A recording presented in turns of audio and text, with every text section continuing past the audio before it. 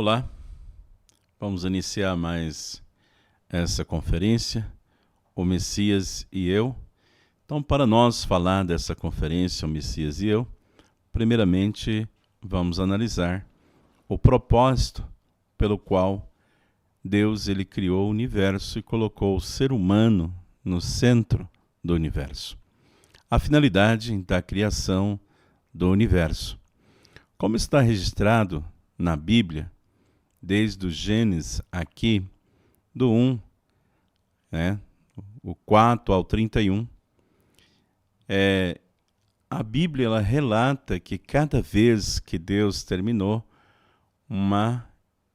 a sua criação, cada espécie da sua criação, Deus então, ele percebia cada vez e ele dizia que isso era bom. Então, a finalidade de Deus ter criado foi para que toda a sua criação, tendo o homem como centro, tornasse-se bons e bons objetos, né?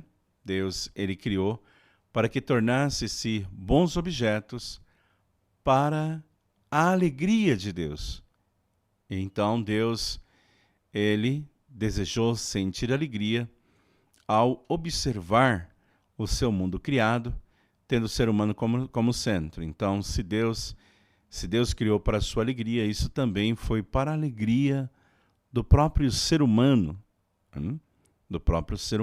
Então, a finalidade da existência do homem, e claro, como centro do universo, é devolver esta alegria para Deus, porque uma vez que Deus criou para sentir alegria, então a finalidade do homem, que faz parte da criação de Deus, não só faz parte, como também é o centro da criação de Deus, é devolver alegria para Deus. Este versículo de Romanos 11:36 deixa claro para nós a finalidade de Deus criar, porque aqui está dizendo para nós, porque dele e para ele são todas as coisas, glória, pois, a ele eternamente. Amém. Então a finalidade de Deus, criar para a sua alegria, para a sua glória. E a finalidade da existência do homem, como está em 1 Coríntios 10:31, aqui está dizendo assim, quer vocês comam, quer vocês bebam, quer faça qualquer outra coisa, faça tudo para a glória de Deus. Deus criou para a sua alegria e a finalidade da existência do ser humano é devolver esta alegria para Deus. Para o homem devolver essa alegria para Deus, é claro que o homem precisaria seguir esta direção das três grandes bênçãos, como está em Gênesis 1:28, aqui diz que Deus abençoou Adão e Eva, os primórdios, os primeiros antepassados, com três grandes bênçãos. A primeira bênção está dizendo, crescei-vos. A segunda bênção está dizendo, multiplicai-vos e enchei a terra. E a terceira bênção está dizendo, dominai-vos sobre a criação, sobre plantas, animais, pássaros, tudo. Então, a realização dessas três grandes bênçãos, e a primeira bênção nós já aprendemos, é o aperfeiçoamento individual. A segunda bênção é a multiplicação de filhos da linhagem direta de Deus, formando a família, sociedade, nação e mundo. E a terceira bênção, dominai, sobre a criação, com domínio de amor.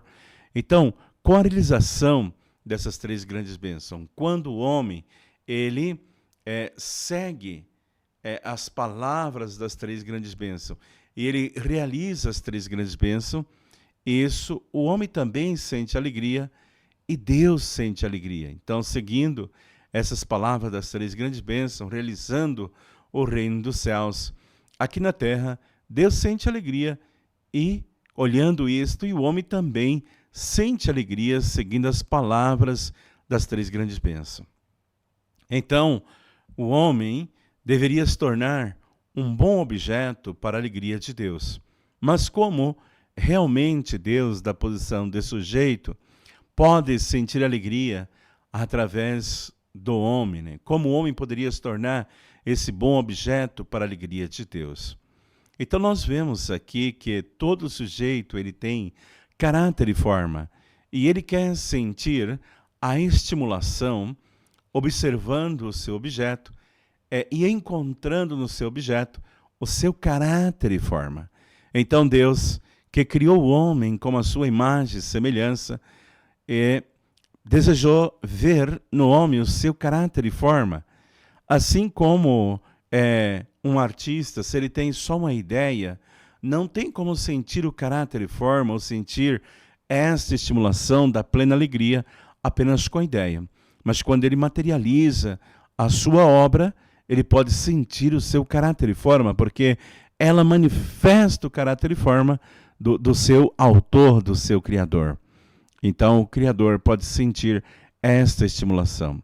Então, quando o homem realizasse esta primeira bênção, né, que é o aperfeiçoamento individual, como a imagem e semelhança de Deus, tornando-se o templo de Deus, sendo perfeito como Deus, como está em Mateus 5,48, sendo o homem perfeito como Deus, o homem tendo as naturezas que Deus tem, a natureza divina.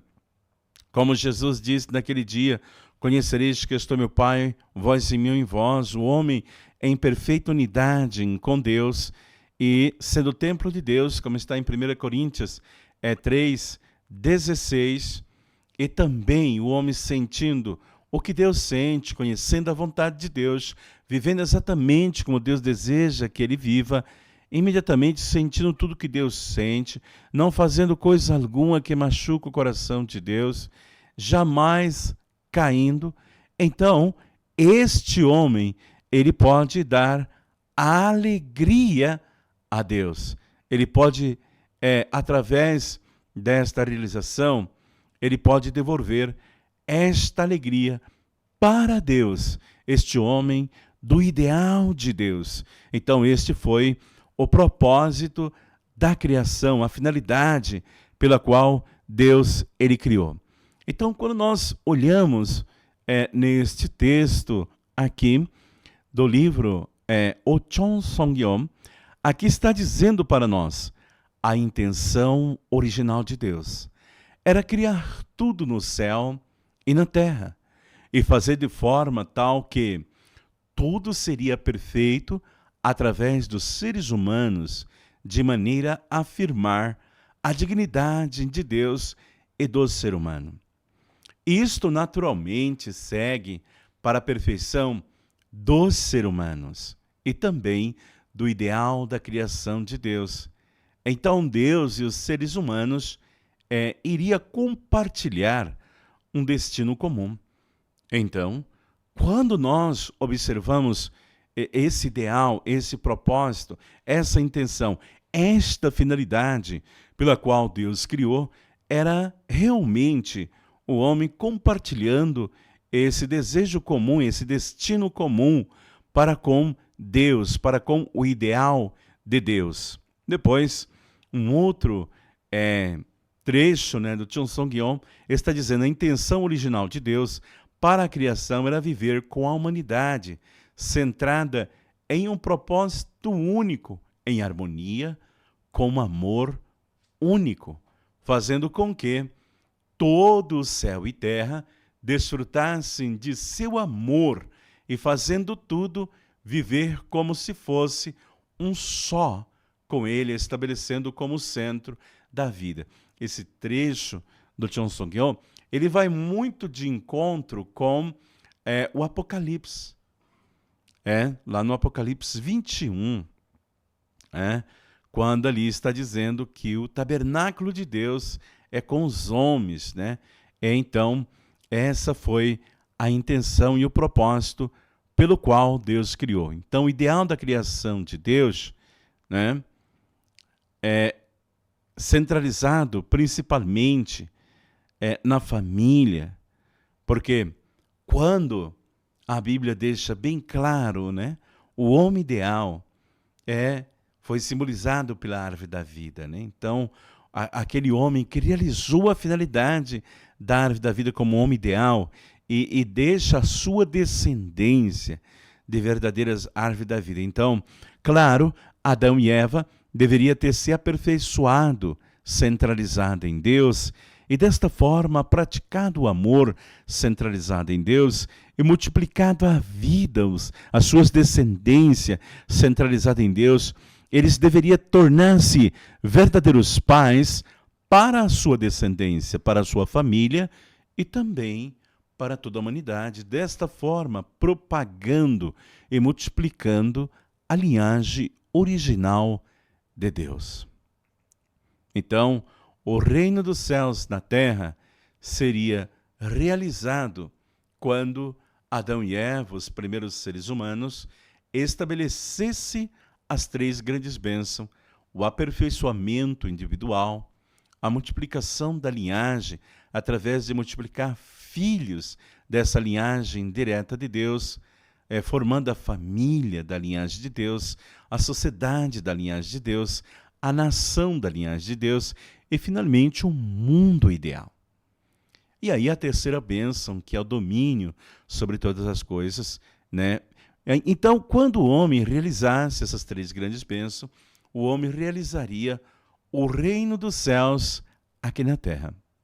Como Jesus, ele deixa registrado em Mateus 6,10, venha o teu reino e seja feita a tua vontade, primeiro na terra, para depois no céu. Veja que aqui Jesus, ele fala do reino de Deus, ele ensina as pessoas a clamarem, a buscar o reino de Deus, a vontade de Deus, mas que primeiro fosse realizado na terra, para depois no mundo espiritual. Então, com a realização das três grandes bênçãos, se realizaria o reino dos céus aqui na terra, e desta forma completaria a finalidade da criação, que é a finalidade do bem, para a alegria de Deus.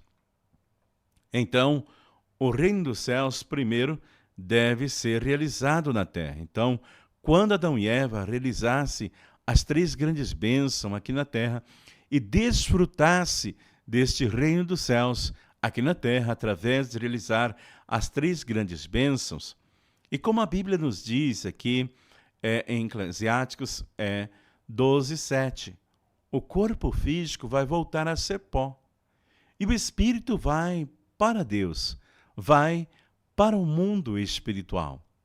E como está em Mateus 18:18, tudo que for ligado na terra será ligado no céu, e tudo que for desligado na terra será desligado também no céu. Então, com a realização do reino dos céus aqui na terra, o homem pode desfrutar do reino dos céus no plano espiritual.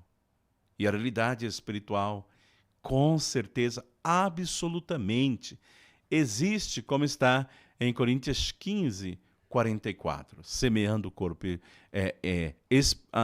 físico, ressuscitando um corpo espiritual. Então, a realidade espiritual, é claro, né? É evidente, é absoluta. Agora, claro que, com a queda de Adão e Eva, não se realizou o reino dos céus aqui na terra. Então, pela queda, se perdeu o ideal da criação de Deus. Então, depois da queda, o Adão decaído, ele se tornou uma falsa árvore da vida.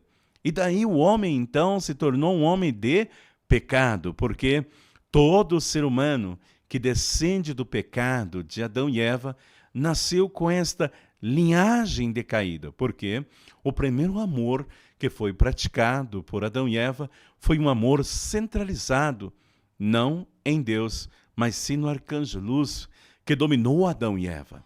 E desta forma a vida que surgiu foi uma vida centralizada no pecado, e toda a raça humana nasceu dessa linhagem decaída, são descendentes desta linhagem. Então, Satanás e o homem decaído. Veja que a situação que hoje nós temos desde a queda de Adão e Eva é esta, é que Satanás, ele estabeleceu a sua hegemonia ou a sua soberania sobre a humanidade, como está aqui em João 12:31. O que a Bíblia relata para nós em João 12:31 é: agora é o juiz deste mundo. Agora será expulso o príncipe deste mundo. Então, o que Satanás se tornou depois da queda foi o príncipe do mundo decaído, da soberania satânica. Em 2 Coríntios 4:4, a Bíblia relata que Satanás se tornou o Deus deste mundo, que cegou o entendimento, a inteligência dos incrédulos. Então, esta é a situação deplorável do ser humano. Esta é a situação do ser humano decaído. E depois que o ser humano se tornou decaído, o ser humano ficou alienado a Satanás por causa da linhagem decaída, como está em João 8:44, quando Jesus ele disse essas palavras: vos tende por pai ao diabo, e quereis satisfazer o desejo do vosso pai. Ele foi homicida desde o princípio e não se firmou na verdade, porque não há verdade nele. Quando ele fala mentira, né? Ele fala do que lhe é próprio, porque é mentiroso e pai da mentira. Mas um versículo deixando claro que o ser humano ficou alienado ao falso, né? A Satanás, o decaído. E depois, a humanidade como descendentes da queda, da linhagem decaída, como está em Mateus 3:7.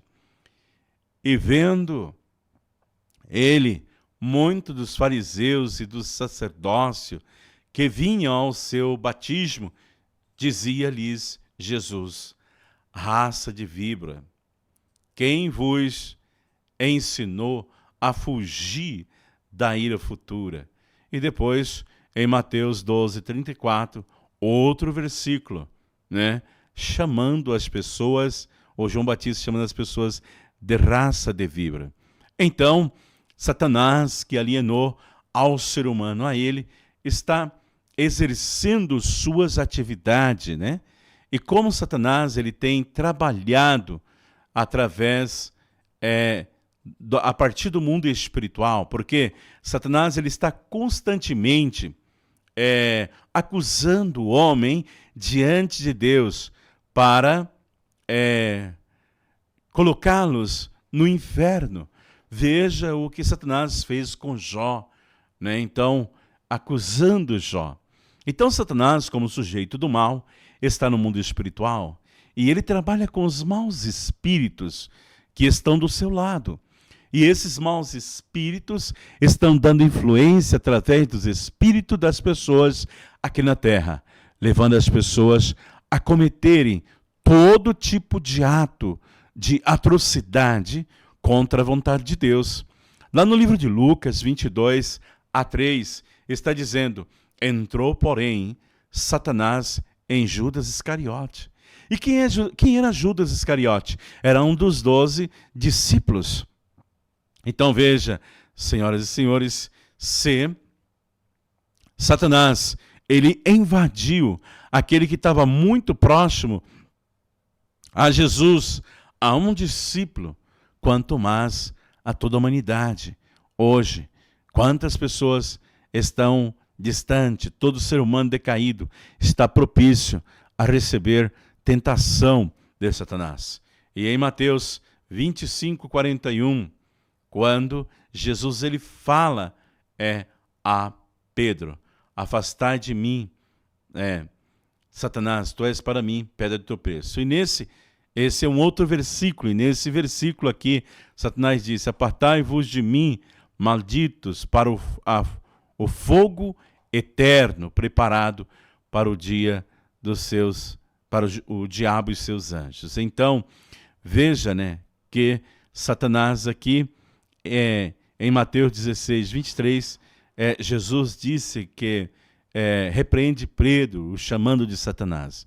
Então Satanás ele está exercendo as suas atividades na sociedade humana. Por que o ser humano caiu numa situação tão deplorável? Porque Satanás ainda exerce essas atividades. Então veja que a situação do homem depois da queda é uma situação de meio caminho, né? Então o homem, por sua mente original, mente boa, o homem está se relacionando com Deus, e esta mente original é uma mente inata desde a criação do homem, e o homem então foi criado para relacionar-se com Deus, como está em Atos dizendo, todos foram cheios do Espírito Santo. Então, pela busca, como imagem e semelhança de Deus, foi criado para relacionar-se com Deus. Mas devido ao pecado, o homem ficou alienado a Satanás, como filhos de Satanás, como Jesus disse.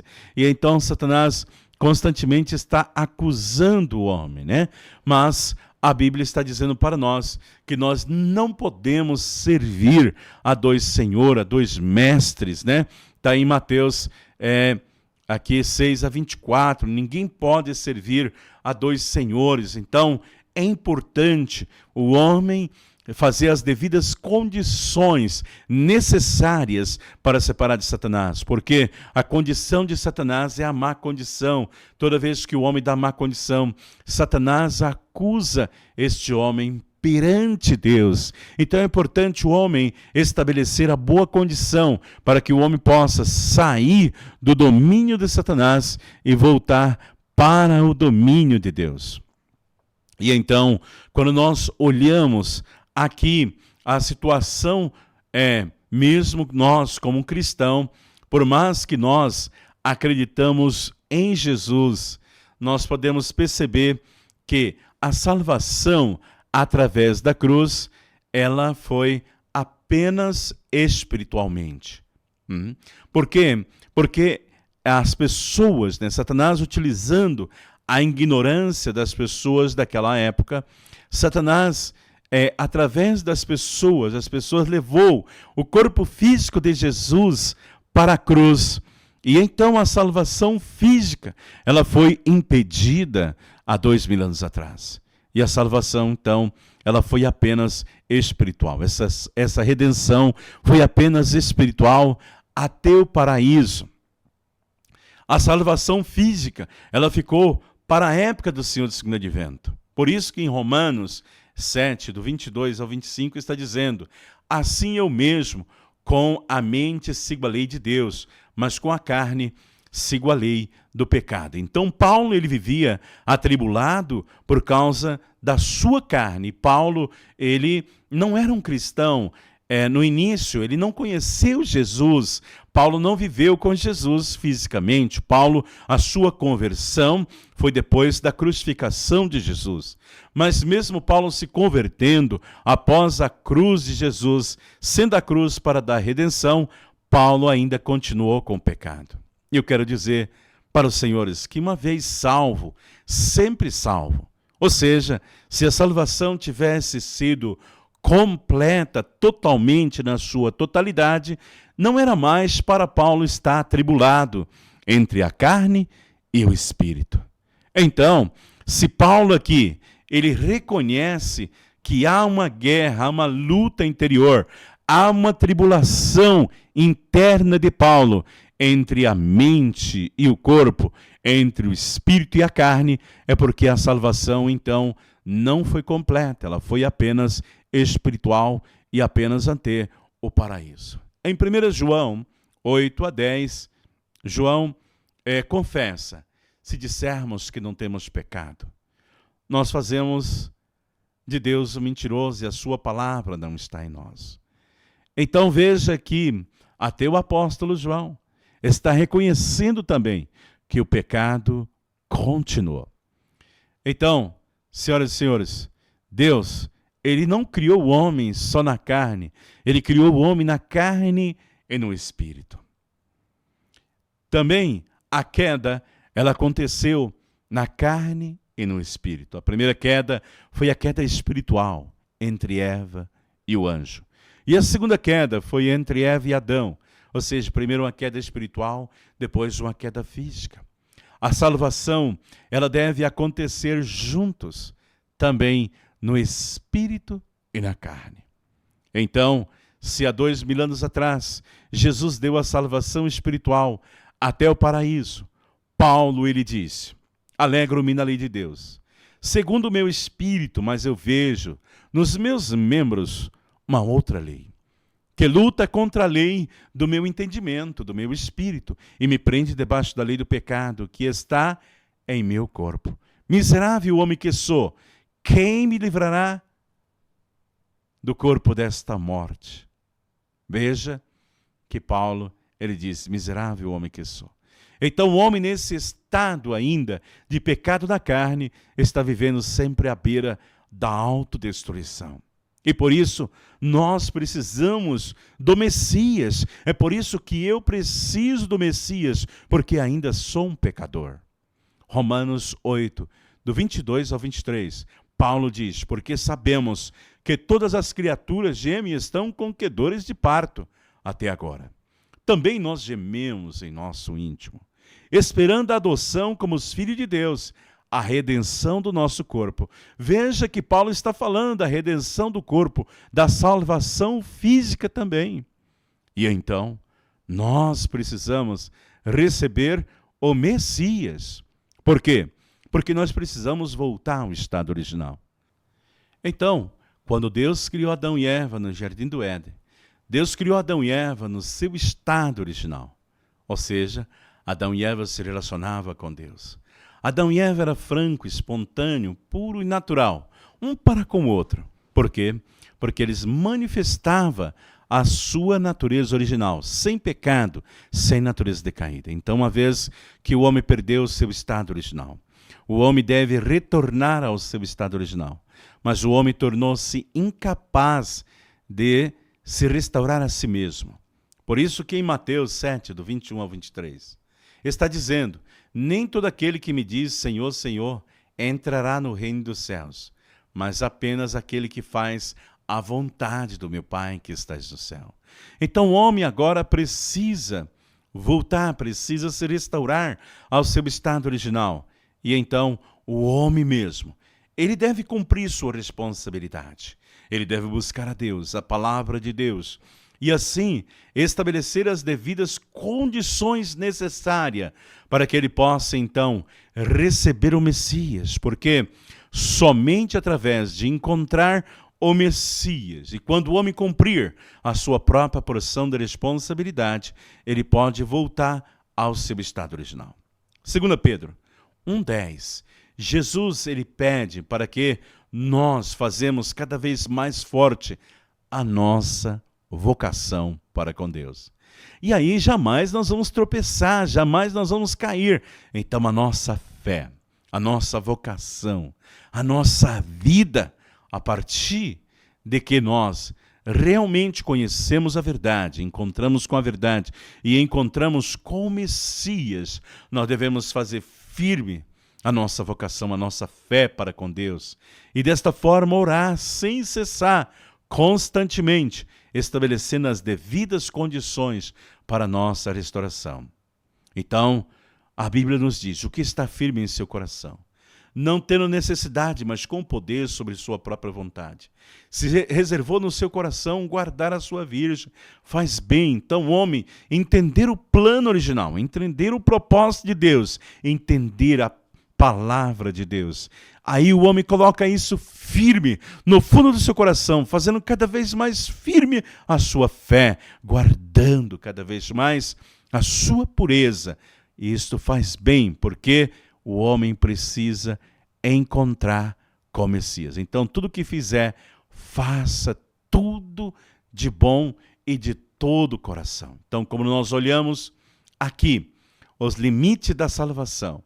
Então, claro, Jesus, ele veio com um corpo físico e um corpo espiritual, para dar a salvação física e espiritual. Mas com a morte de Jesus na cruz, apenas a salvação espiritual se completou.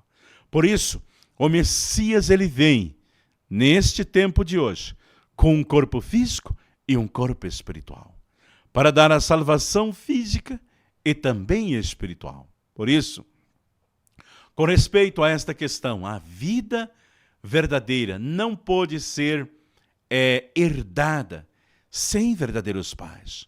Portanto, o Messias deve vir sobre a terra e sua semente, a semente da nova vida dos verdadeiros pais, deve ser injetada e enxertada.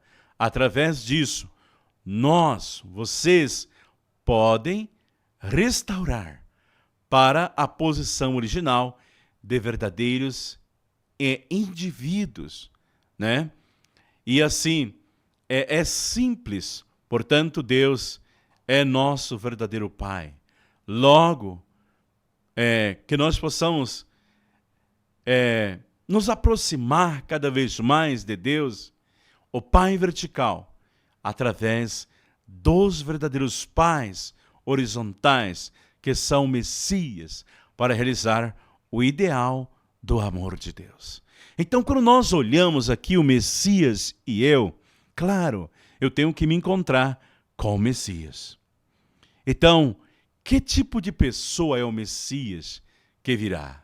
Ele é a pessoa que permanecerá como a encarnação da fé, da esperança e do amor para os indivíduos, a família, a tribo, o povo, a nação, para o mundo e para o cosmos. Apenas quando ele educar-se em todas as posições que a fé, a esperança e o amor que ainda permanece irrealizado na história humana, a finalidade poderá gerar os frutos. Então, por isso nós precisamos do Messias. Só através do Messias é que nós podemos nos restaurar o indivíduo, restaurar a família, a tribo, a nação, o mundo e o cosmos centralizado no Messias. Quando o Messias vier à Terra, vem como um indivíduo. Porém, ele não é só um indivíduo. Ele é o fruto da fé, da esperança, do amor desejado por todo o mundo. Este é o valor dele. Todos nós precisamos do Messias. E os frutos da história se completam no Messias. Então, em outras palavras, passado e presente e futuro estão conectados a ele. Mas ainda todos os indivíduos, famílias, tribos, povos, nações e o mundo estão conectados ainda. Claro, precisa ser conectado. E todo o céu e a terra precisa ser conectado a isso. Então, por isso, o Messias é tão importante. E quando nós encontramos com o Messias, isso é tão extraordinário, porque nós, nos unindo com o Messias, podemos nos livrar do pecado. Então, a razão pela qual nós precisamos do Messias é para que possamos ser salvos, pois ainda necessitamos de salvação. E então o que é a salvação? É restaurar-se ao ponto de estar conectado com o amor de Deus. Então, indenizar o pecado, a indenização refere-se à remoção completa do pecado original e assim a restauração de toda a humanidade, resolvendo todos os problemas fundamentais da vida, do ser humano, da linhagem, do amor. É por isso que nós precisamos do Messias. Absolutamente, nós precisamos do Messias. Então, é preciso, nós entender, primeiro aqui, o propósito, porque nós precisamos do Messias. Quando o motivo pelo qual nós precisamos do Messias, esta é a questão, por causa da queda, tudo passou a vir de pais falsos, E os pais que deveriam dar nascimento aos seres humanos deveria estar centralizado em Deus. Então, as pessoas que ainda precisa ser restaurada, precisa encontrar com o Messias, né? Então, ao fazer assim parte do enxerto, né, na oliveira verdadeira. Então, já que temos o sangue ainda satânico em nosso corpo, nós precisamos ser enxertado, né? E desta forma nos livrar do pecado original, porque toda a humanidade ainda nasceu, como Jesus disse, de filhos de Satanás. Então, em João 3,3, Jesus, ele respondeu e disse-lhes: na verdade vos digo, que aquele que não nascer de novo, não pode ver o reino de Deus. E então, neste momento, claro, né, como nós falamos em Cristologia, Nicodemos vai questionar isso. Mas quando nós estamos falando aqui do nascimento, é o nascimento espiritual, é a troca da linhagem. Então, o Messias nos fará sermos pessoas capazes de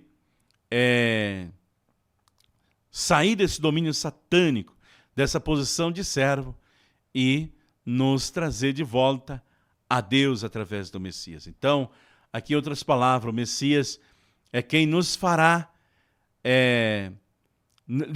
sair dessa qualidade de estar sob o jugo e dessa punição de Satanás e voltar ao lado de Deus.